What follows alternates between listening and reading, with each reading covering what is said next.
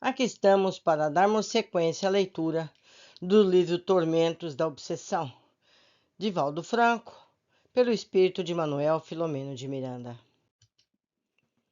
A consciência responsável. Com o abnegado Alberto, retornamos à enfermaria, onde Ambrósio prosseguia sob assistência carinhosa, mergulhado no abismo das próprias angústias e aflições.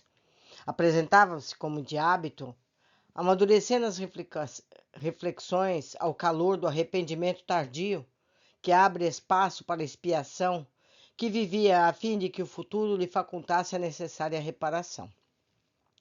Afeiçoei-me ao sofredor, nele identificando muitos companheiros terrestres que fazem da mediunidade e mercantilismo extravagante um instrumento de exibição do ego para tormento próprio. Detendo-me junto ao seu leito, procurava exteriorizar os sentimentos de compaixão e ternura, a fim de que as densas camadas de energia deletéria fossem, a pouco e pouco, diluindo-se de forma que, em ocasião oportuna, ele pudesse libertar para novos enfrentamentos com a razão e a caridade. Dessa maneira, ali permaneci em oração por alguns minutos, assessorando os assistentes espirituais que dele cuidavam, dando-me conta de que o amor com que se encontrava visitado pela caridade geral conseguia o objetivo feliz de abrir-lhe espaço para a libertação. Preparava-me para sair com o devotado Cicerone, quando deu entrada uma nobre senhora, portadora de expressiva beleza, que havia conhecido o médio durante a vigilitura carnal e mantinha por ele devotamento fraternal. Depois de saudar-nos, manteve em silenciosa oração, durante cujo período exteriorizou suave e peregrina claridade que igualmente envolveu o paciente adormecido. Manteve-se em atitude de reflexão por vários minutos, quando então dispôs-se a sair. Alberto, sempre gentil, conhecendo-lhe a história vivida na recente existência terrena, acompanhou-a e, no corredor, apresentou-me com bondade e gentileza, explicando os objetivos da minha estância naquele sanatório espiritual. Sem qualquer constrangimento, a senhora externou simpatia pelo projeto no qual me encontrava envolvido e ofereceu-se a narrar sua especial experiência humana. Acercamo-nos por sugestão na mesma a uma sala muito agradável, num dos recantos do pavilhão, ali no subsolo, que se encontrava iluminada por branda luz do sol. Logo se apresentou o ensejo, ela expôs. Conheci a provação da facilidade econômica, havendo nascido em uma família paulistana possuidora de largos tratos de terra e abundantes bens de várias naturezas. Experimentei a ternura de pais devotados e generosos, que me mimaram por demorados anos, enriquecendo-me de carinho, falando-me dos deveres da consciência perante a vida e a humanidade. Pude estudar em escolas requintadas, embora não me houvesse interessado por adquirir um diploma de qualquer especialidade. Senti desde muito cedo que havia nascido para o lar, anelando por uma família que pudesse contribuir favoravelmente para a sociedade. Muito sensível, passei a identificar fenômenos mediúnicos que me alegravam, ensejando-me convivência com os espíritos que passei a amar. Nesse interim, travei conhecimento com o espiritismo e confesso que me fascinei com os romances mediúnicos, firmados por entidades nobres através de seareiros dignos. As histórias, repassadas de sabedoria, fundamentadas nos postulados kardecianos, me tocavam profundamente. Procurei introjetar algumas daquelas vidas de forma que me servissem de modelo para o cotidiano existencial, porque essas mensagens fossem reveladoras. Participando de experiências práticas de um grupo familiar, comecei a psicografar breves páginas que me constituíram verdadeiras bênçãos. Muito bem relacionada socialmente, não temi informar às amigas e aos familiares as descobertas preciosas da doutrina dos imortais. Da minha ingenuidade, supunha que todos estivessem amadurecidos para as reflexões profundas da vida após o túmulo, esquecendo-me de que muitos são chamados, mas somente poucos serão escolhidos. Compreensivelmente, minhas palavras e entusiasmo foram mal interpretados e mesmo censurados, levando-me ao retraimento em torno das ideias que abraçava. A senhora, enquanto recordava, demonstrou emoção que a fez parar por um momento, logo prosseguindo. Foi naquele pequeno grupo que conheci o homem honrado e brilhante com quem me casei posteriormente. Exercendo um alto cargo em respeitável empresa, tornara-se espírita premido pela lógica dos postulados doutrinários e pelos esclarecimentos que oferecia em torno dos ensinamentos de Jesus, porquanto estudioso do Evangelho não podia concordar com as péias dogmáticas e as interpretações absurdas que eram oferecidas pela Igreja de Roma. O nosso foi um reencontro, porquanto as afinidades que nos vinculavam eram numerosas, ensejando-nos um relacionamento afetivo, profundo e sério. Consorciamo-nos para júbilo dos meus pais, que ainda se encontravam reencarnados, e construímos a casa que deveria hospedar-nos, como se fosse um ninho encantado para a vivência do amor.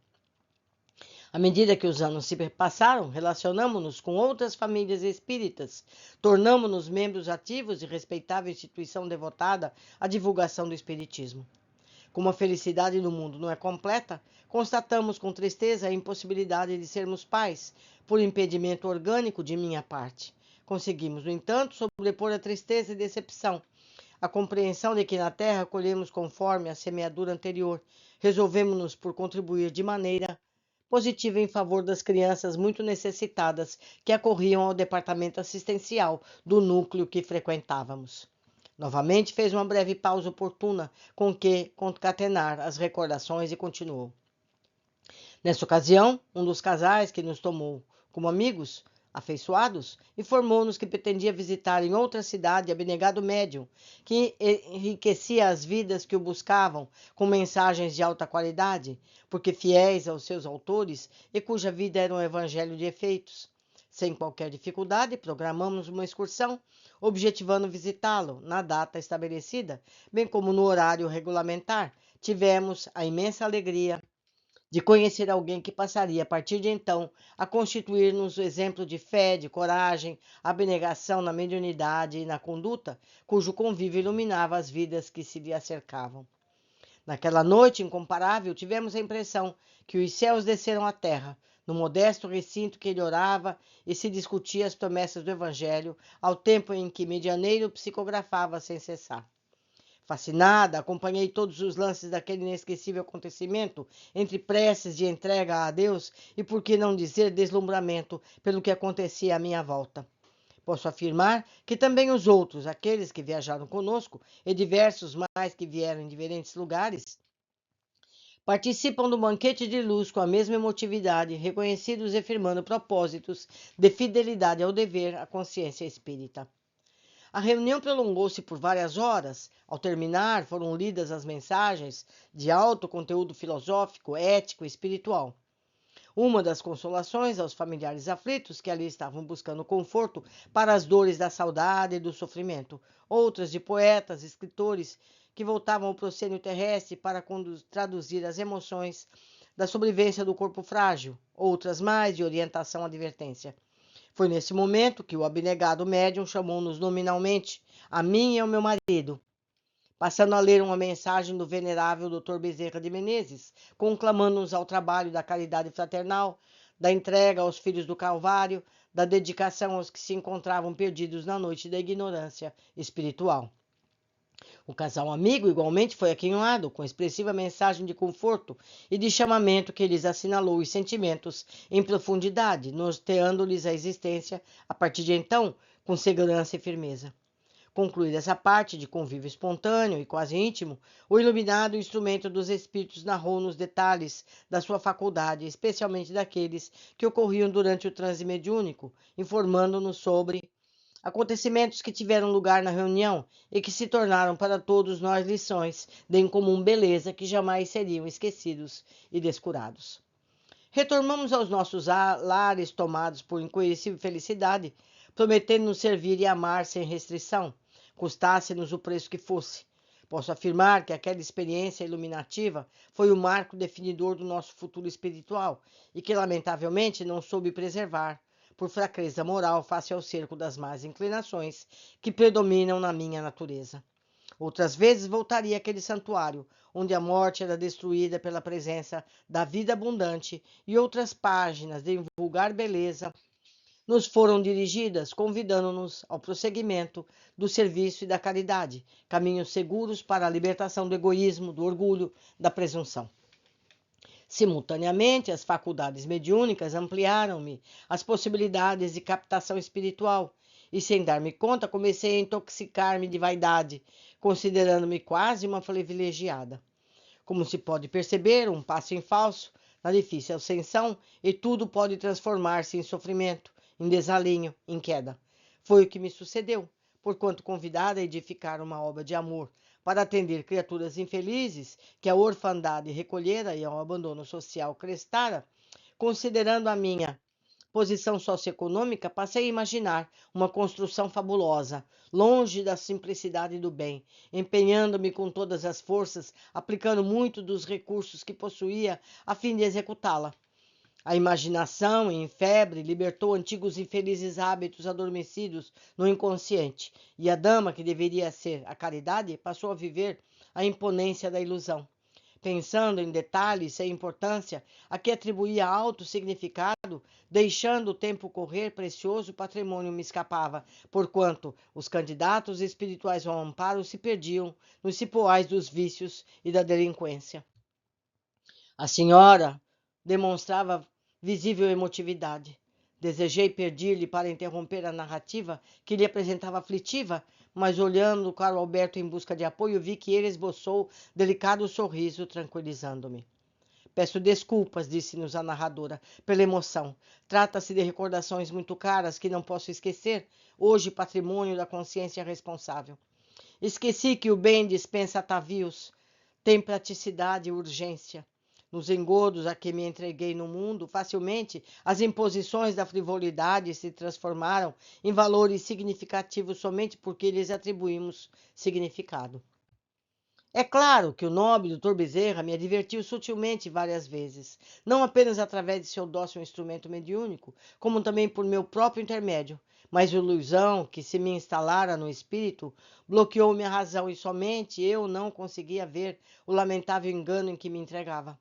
A morte amiga, nesse momento difícil, arrebatou-me o companheiro, que me deixou um grande vazio existencial, mas não me despertou a humildade necessária para o serviço de Jesus entre os seus na terra. Sem a lucidez indispensável, afastei-me dos amigos que me tentavam dissuadir da empresa grandiosa, convidando-me ao singelo trabalho da fraternidade, e reuni um grupo de equivocados como eu, fascinados com a mensagem de que me fazia objeto, sem aplicar a razão, o discernimento, na análise das páginas que então psicografava. Como consequência, não frui da alegria de albergar aqueles que a vida me confiava aos cuidados, havendo desencarnado antes de concluir o trabalho. Pode-se imaginar a decepção que me assaltou ao despertar além do portal das cinzas. À medida que a claridade mental me assomava, mais angústia me assaltava o coração e a razão. Compassivo, o Dr. Bezerra veio então mais uma vez em meu socorro, oferecendo-me conforto moral e esperança em relação ao futuro, de forma que o desespero não me fizesse afundar na depressão e noutro estado qualquer de perturbação. Esclareceu-me que sempre é tempo de recomeçar. Demonstrou-me que ele próprio prosseguia auxiliando os companheiros que ficaram na retaguarda, o que também eu poderia fazer em companhia do esposo, despertando os amigos os quais anestesiara, amparando os necessitados que ficaram na expectativa de assistência que lhes não pude oferecer. É certo que a luz do Espiritismo orientava-me na ação da fraternidade. Procurei atender os aflitos no caminho, assistindo-os com carinho e misericórdia, quando me era possível. Um outro silêncio espontâneo fez-se entre nós. Transcorrido alguns segundos, a nobre dama acrescentou: a reencarnação é dádiva de Deus, sem a qual ninguém lograria o triunfo sobre as próprias paixões. Etapa a etapa, o espírito se liberta dos liames, como o diamante que sai da parte bruta do golpe da lapidação, a fim de brilhar como estrela divina. O trabalho prossegue, felizmente, e os amigos devotados têm encontrado no benfeitor vigilante a inspiração que procuramos vivenciar com eles, restaurando os objetivos desviados, trabalhando afanosamente para que a dor seja menos aflitiva e o amor mais operoso em todas as dimensões. Foi no início das atividades de construção da obra que conheci o irmão Ambrósio, numa das suas conferências monumentais em nossa cidade. Vinculamo-nos fraternalmente e o recebemos em nosso lar, meu amigo e eu, diversas vezes, quando ele exercia a mediunidade com elevação. Acompanhei, de alguma forma, o seu declínio quando mudou de amizades, preferindo os espetáculos estapafúrdios e exibicionistas decorrentes da lamentável obsessão que o acometeu. Visitando-o, não me posso furtar a reflexão de que também eu tombara em sutil intercâmbio nefasto, cuja sintonia facultara através da vaidade exacerbada no cumprimento do dever. A sua é a história de muitos de nós, médiuns desprevenidos, vitimados em nós mesmos pela luxúria, pela prepotência, pela sede de glórias terrenas e de encantamentos para a egolatria.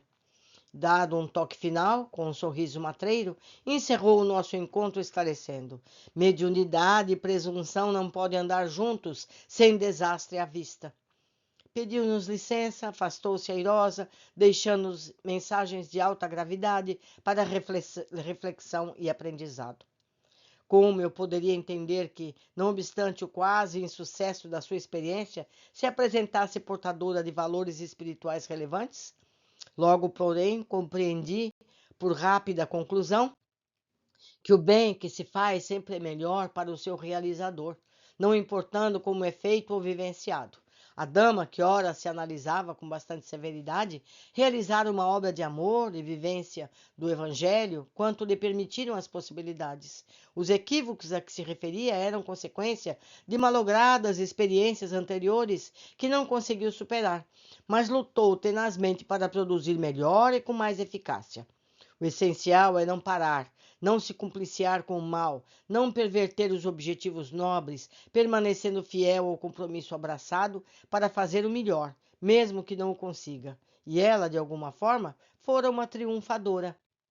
Dialogando com Alberto, concluímos que ela se tornara vítima da interferência de mentes desencarnadas, interessadas em manter a sombra na terra e de impedir que os espíritos afeiçoados à verdade se desembaraçassem dos liames negativos a que se vincularam antes.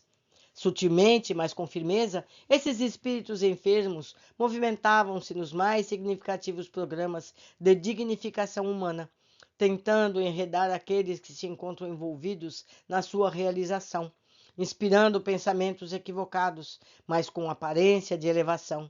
Induzem-nos a práticas exóticas, com destaque no grupo onde moureiam.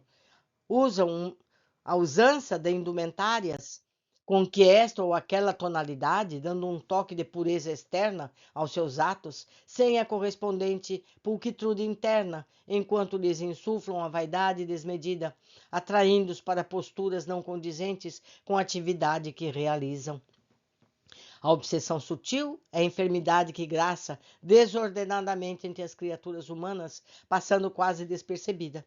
A sua ação nefasta se deve a muitos distúrbios no comportamento terrestre, muitas quedas antes dos compromissos morais e espirituais que deveriam ser realizados com mais elevada nobreza. Somente a constante vigilância da consciência reta constitui mecanismo de defesa contra essas sortidas do mundo espiritual inferior, ao lado do envolvimento nos compromissos íntimos com a simplicidade do coração e da ação, perseverando-se nos deveres sem qualquer extravagância até o momento da libertação carnal. Em um observador inexperiente, pareceria que as forças edificadas como sendo do mal conseguem operar livremente em toda parte, sem que haja controle superior limitado o seu campo de ação. No entanto, a realidade é bem diversa. Isso porque esses espíritos, que se creem poderosos na preservação dos objetivos vis, estão apenas doentes, necessitados de amor e misericórdia, que nunca lhe faltarão. A sua permanência nesses objetivos é de breve duração, porque serão atraídos para a grande luz e se libertarão no momento próprio dos impositivos inferiores a que se afervoram momentaneamente. O processo de crescimento espiritual nem sempre é fácil, porquanto vencida uma etapa, outra se apresenta, de modo que são superadas as deficiências anteriores mediante conquistas novas. Aqueles que se mantêm na retaguarda, que se acreditam incapacitados de prosseguir, lentamente despertam para valores nobres e conquistam-nos, alçando-se à plenitude a que todos nos aguardam. Mais ensinamentos, meus amigos. Simplicidade é o recado. Ela deveria fazer um lar para crianças, mas se dedicou a tantos detalhes supérfluos que o lar nunca ficou pronto. E nós, estamos fazendo o simples? Estamos acolhendo um de cada vez? Que sejamos espertos para aprendermos com os erros alheios. Por hoje ficamos aqui. Aguardo todos na sequência desse nosso estudo. Até mais.